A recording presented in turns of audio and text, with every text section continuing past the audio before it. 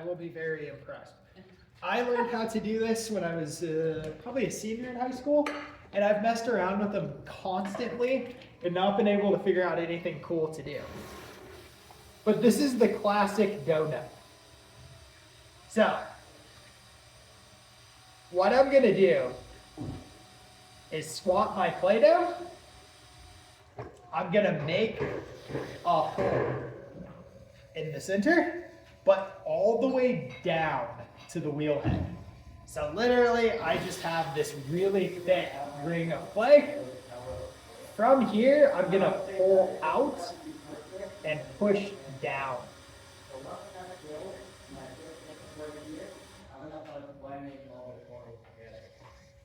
gonna grab my finger, I'm gonna reach with my thumb, and I'm gonna start blending. Still makes sense, right? And then now, I'm gonna create the double wall. So I'm gonna push down in the center, splitting the edge.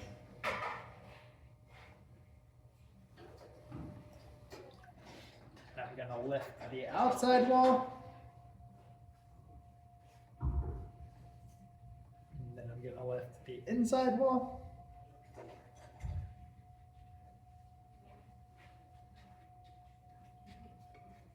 Kind of round it out a little bit because we want it to look like a donut. And then join the two together.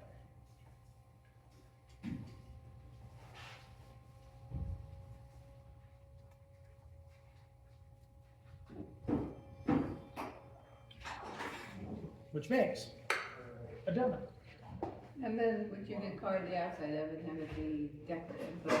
So There's a lot you could do with that. yes, and because it's hollow, it's actually really interesting. So the most common thing to do would actually be to throw a base and then attach the base to here, stand the donut upright. What I started messing around with was actually cutting these at different angles and then joining them together, which is really interesting. I had a teacher actually that used to throw massive ones of these to where they almost looked like a tire, and then he would attach a bunch of different like necks and feet to them and kind of. So he would float them this way, which is kind of cool. You can make them really thick. You could make them really narrow and wide.